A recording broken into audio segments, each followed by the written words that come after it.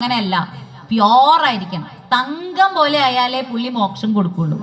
പക്ഷെ മഹാദേവൻ ക്ഷിപ്രപ്രസാദിയാണ് എന്നാണ് അറിയപ്പെടുന്നത്. കാരണം എന്താ വെച്ചാല് അദ്ദേഹം നോക്കുക, അദ്ദേഹത്തിനോട് എത്ര ഭക്തിയുണ്ട്, ആ ഭക്തിയിൽ എത്ര സത്യസന്ധതയുണ്ട്, ശുദ്ധിയുണ്ട് എന്ന് മാത്രമേ മഹാദേവൻ നോക്കുള്ളൂ.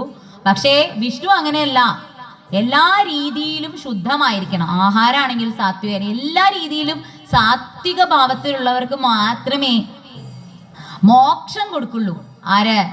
മഹാവിഷ്ണു. പക്ഷേ ഒരു ആത്മാവിനെ ഉദ്ധരിച്ച് മഹാവിഷ്ണുവിലേക്ക് എത്തണം എന്നുണ്ടെങ്കിൽ മഹാദേവൻ കരിയണം. ചിലപ്പോൾ അത് ഒരു ജന്മം കൊണ്ടാവില്ല, പല പല ജന്മങ്ങൾ എടുത്തിട്ടായിരിക്കും നമുക്ക് മോക്ഷം കിട്ടുക. പക്ഷേ ഏതെങ്കിലും ഒരു ജന്മത്തിൽ അദ്ദേഹം തീവ്ര ശിവഭക്തനായി മാറിയാൽ മാത്രമേ മഹാവിഷ്ണുവിന്റെ ഭക്തിയിലേക്ക് വരാൻ യോഗ്യത ഉണ്ടാവുള്ളൂ എന്നാണ് വിഷ്ണു പുരാണത്തിൽ പറയുന്നത്. അതായത് വിഷ്ണു ഭഗവാൻ പറയണത്, എന്റെ ഭക്തൻ ഏതെങ്കിലും ഒരു ജന്മത്തില് ഹരന്റെ പ്രിയപ്പെട്ട ആളായിരിക്കണം, എങ്കിൽ മാത്രമേ മോക്ഷത്തിന് അർഹത ഉണ്ടാവുള്ളൂ എന്നാ പറയണം. അപ്പൊ താമസ രാജസ ഗുണങ്ങളുള്ള ആൾക്കാരാണെങ്കിൽ പോലും മോക്ഷത്തിന് അർഹത ഉണ്ടാവണം എന്നുണ്ടെങ്കിൽ മഹാദേവൻ പ്രീതി കൊടുത്താൽ മതി. അതിനൊരു കഥ കൂടി ഉണ്ട്. ഒരു കാട്ടിലെ തേനൻ എന്ന് പറയുന്ന ഒരു വേടൻ ഉണ്ടായിരുന്നു. ആ കഥ നിങ്ങൾ കേട്ടി